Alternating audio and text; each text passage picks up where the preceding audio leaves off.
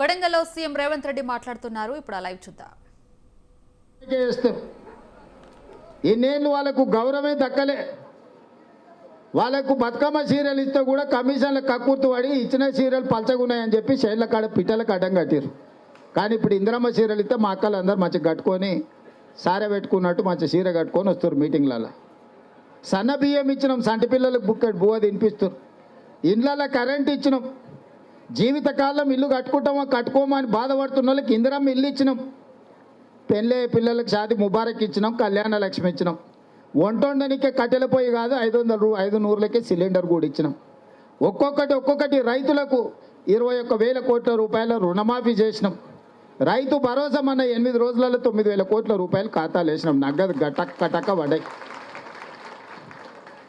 మరి ఇవన్నీ మనం చేస్తున్నప్పుడు వాళ్ళకు మనకు ఓటు వేయాలని కోరుకున్నా ఓటు లేకపోతే ఎట్లా చెప్పుర్రి? వాళ్ళు పిల్లల చదువుల మీదనో ఇంటాయన ఊరి మీద పెత్తనాల మీదనో మా అక్క చెల్లెళ్ళు సమయం ఇవ్వకపోతే వాళ్ళ ఓట్లు మొత్తం రాపిచ్చే బాధ్యత మీద కాదా ఒకసారి ఆలోచన చేయరు. ఇలా వాళ్ళకు కూడా తెలివి వచ్చింది, అట్లేం లేదు. వాళ్ళు కూడా పెట్రోల్ బంకులు నడుపుతారు, వాళ్ళు కూడా షాపులు నడుపుతారు, వాళ్ళు కూడా సోలార్ పవర్ విద్యుత్ పెట్టారు, వాళ్ళు కూడా బస్సులకు యజమానులు అయ్యారు. మీరు వాళ్ళని కూడా తక్కువ అంచనా ఏకారు. మీరు అట్లాగినా మీరు రాస్తేనే ఉంటుంది, లేకపోతే లేదని కాదు. కాకపోతే వాళ్ళకి ఆలోచనకి ఇక్కడ మళ్ళాలకి అంతే. వాళ్ళ ఆలోచన ఇటు మళ్ళీందంటే మీరు కూడా ఎవరేమో మీతో కూడా నాకేం పని లేదు. అందుకే మా అక్కలకు మా చెల్లెళ్ళకి చెప్తున్నా, మీ పిల్లలు మంచిగా చదివించుకున్నారు, ఇంటర్ డిగ్రీ చదివించుకోరు.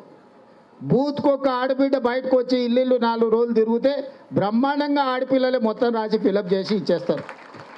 ఇక వచ్చేసారి ఈడు ఎవరు ఉండరు, మొత్తం మా ఆడపిల్లలే ఉంటారు. వచ్చేసారి వీళ్ళందరూ గేట్ బయటనే ఉంటారు. ఈ పని చేయకపోతే ఉన్న వాళ్ళందరూ ముందల వరుసలనే మా మహిళలు కనిపిస్తారు. మీరు గినా చక్కగా చేయకపోతే వచ్చేసారి మీరు అంతా గేట్ బయట ఉంటారు, మహిళలు మొత్తం లోపల ఇక్కడ ఉంటారు. ఈ వేదిక మీద కూడా ఇక్కడనే కాదు, ఇక్కడ కూడా మహిళల పెత్తనమే వస్తుంది. 33% రిజర్వ్. ఆల్రెడీ లోకల్ బాడీలో 50% వచ్చింది. రేపు అసెంబ్లీలో పార్లమెంట్లో 33% వస్తుంది. మీ పెళ్ళి అవుతుంది ఇంకా అందరికీ. నేను చెప్తున్నా, మీరు ఏదో అనుకుంటారు ఎప్పటికీ మా చేతులనే పెత్తనం ఉంటుందని. అట్లా ఏం ఉండదు, దగ్గర పడ్డది. మీరు జాగ్రత్త చేస్తేనే ఏమన్నా వ్యవహారం నడుస్తుంది, లేకపోతే కానీ అంతే సంగతులు. అల్లికల్లి పూజ ఇంటికాడు ఉండి వంట చేయాల్సిన పరిస్థితి వస్తుంది. నేను ముందే చెప్తున్నా. మళ్ళా మా పాలు నవ్వుతుండు, నీకు కూడా అదే అవుతుంది. ఇంట్లో వంట వండి పిల్లలకు స్నానం చేపించి బడికి తోలే పరిస్థితి వస్తుంది. పాలు ఇక నేనేం ఓట్లకు అడిగేది ఏం లేదు. ఆ పక్కల ప్రమోద్కైనా నీకైనా ఆడ మాధవ్కైనా మీ అందరి పని అంతే అవుతుంది. అందుకే ఇవాళ మీ అందరికీ నా సూచన ఒక్కటే, ఇది మనందరి గుర్తింపు. ఓటు పోయిందంటే, గ్రామంలో ఓటు లేదంటే ఆ గ్రామంలో మనిషి బతికున్నా చచ్చిపోయినంత సమానమే అని మన వాళ్ళు అందరూ భావిస్తారు. అందుకే ఎవరి కష్టాలలో ఉన్నా, ఎవరి ఇతర ప్రాంతాలలో ఉన్నా వాళ్ళందరూ ఓట్లు రాపించే బాధ్యత మన పార్టీ నాయకులది.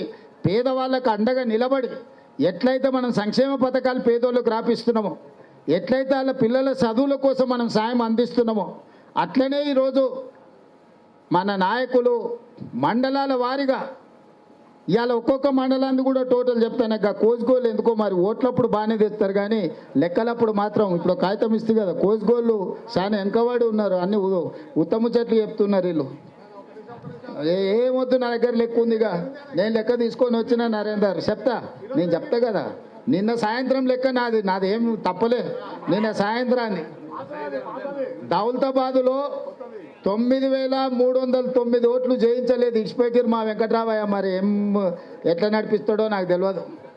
మద్దూరోళ్ళు 8,421, కొత్తపల్లిలో 3,630, కోస్గిలో 9,864. కోస్గోళ్ళు ఏడుకొచ్చిన పెత్తనం చేస్తారు, లొల్లి పెడతారు. మరి ఈడ మాత్రం వెనకాలే ఉండరు.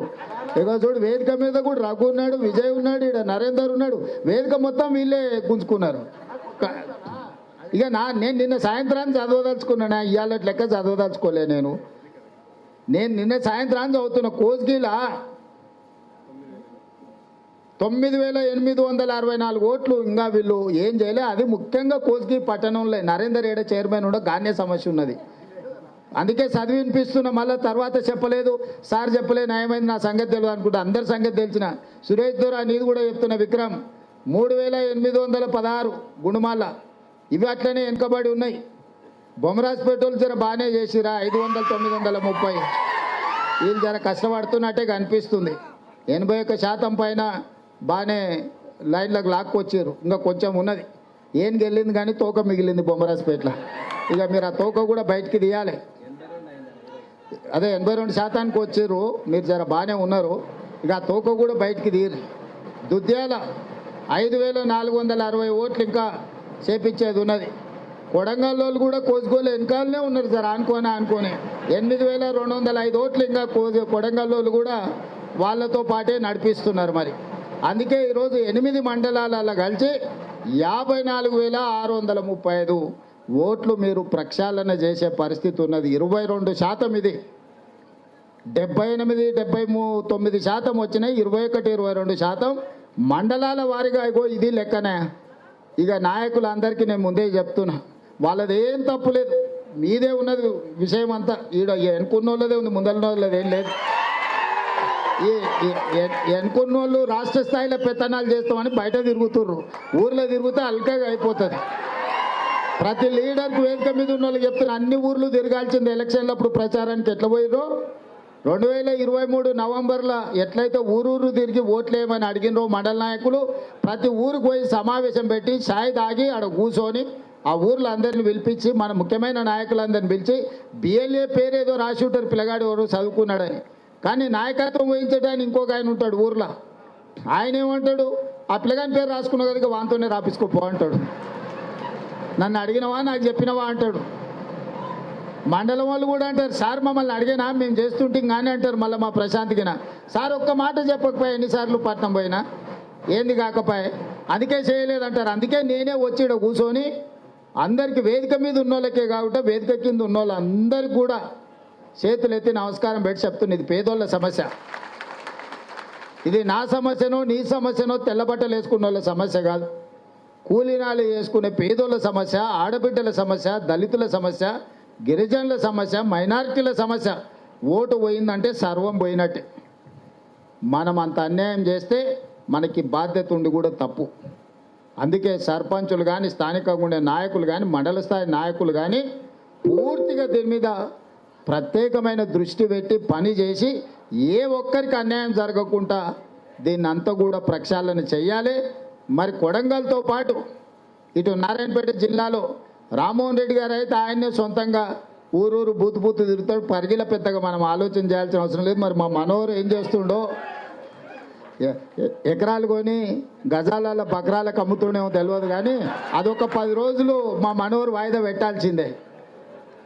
ఎకరాలు కొని బకరాలకు అమ్మేది ఒక 10 రోజులు సెలవు పెట్టి బూత్ వైజు తిరగాల్సిందే. అధ్యక్ష నీది కూడా బాధ్యతనే. జిల్లా మొత్తం శివన్న నారాయణపేట మా డాక్టర్ అమ్మకు చెప్పి నువ్వే 84 అందుకే చెప్తున్నా, ఇటు ఉన్నోళ్ళ వేదిక మీద ఉన్నోళ్ళకి అందరికీ నియోజకవర్గాల వారిగా నాకు ఇది ఒక్కటే కాదు, రాష్ట్రం అంతా నా బాధ్యతనే. అందుకే ఇటు ఉన్నోళ్ళందరికీ ఇక్కడ వచ్చిన వాళ్ళకి ఇంట్లో గెలిచి రచ్చ గెలవాలన్నారు. కొడంగల్ అగిన అనే దెబ్బ తగిలిందంటే రాష్ట్రంలో ఏం చెప్పినా ఉత్తజోలే అవుతుంది. అవునా? ఇప్పుడు నేనేనన్నా పోయి కొడంగల్ నుంచి పోయి వరంగల్ ఉపాన్యం ఇస్తే కొడంగల్ ఏం చేసినావు సార్ మా దగ్గర చెప్తున్నావు అంటారు. అవునా? అందుకే అందరికంటే నెంబర్ 1 మనం ఉండాలి. ఇలా పొజిషన్ నెంబర్ 1 మనకుంటే ఇందులో కూడా మన నెంబర్ 1 ఉండాలి. ఇలా వాళ్ళందరూ మన మీదనే పగబట్టి కదా పంచాయతీకి వస్తున్నారు.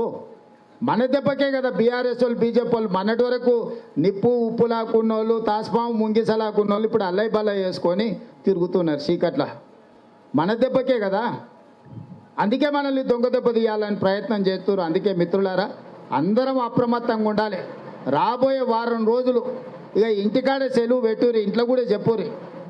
ఇంటికాడ రోజు పొద్దున్నే 2 గంటల సమయం ఇంటి ఆమెకు చెప్పి, మా అక్కలకు మా చెల్లెళ్ళకు కూడా చెప్తున్నా ఇంటి ఆయనకు సెలవు ఇరమ్మ ఒక వారం రోజులు ఈ పని మీద దిప్పురి. రోజు పొద్దుగాలు లేవంగానే గుర్తు చేయరు, సార్ ఏవో పని చెప్పాయి కదా ఏం చేస్తున్నావు అని రోజు రాగానే అడుగురు. ఇంటికి రాగానే పొద్దుగాల బయటికి దోలురి, సాయంత్రం ఇంటికి రాగానే ఏం పని చేసినావు అని మా అక్కల్ని అడగమని చెప్తున్నాను. లేకపోతే వాళ్ళు చెప్పకుండా ఊర్లో వేసి చెట్ల కింద కూర్చొని పెత్తనం చేస్తారు. లేకపోతే 100 ఉంటే తాండూరు పోతారు, 1000 ఉంటే పట్నం పోతారు. మళ్ళీ దావతులకి ఇక తక్కువ లేదు. అందుకోసమని రోజు మా అక్కలకు అందరికీ చెప్పేది ఒకటే, పొద్దుగాల సార్ చెప్పిన పని ఏం చేస్తావని, సాయంత్రం వచ్చినాక సార్ చెప్పింది ఎంత చేస్తావని రోజు లెక్క అడుగుతారు. అంటే ఈ వారం రోజులలో అందరికీ న్యాయం జరుగుతుంది, పేదోళ్ళకు మేలు జరుగుతుంది. ఏ ఒక్క పేదోళ్ళ ఓటు కూడా పోకుండా చూడాలి. ఇది ఒక మైనారిటీలదో మెజారిటీలదో సమస్య కాదు, ఇది పేదోళ్ళ సమస్య.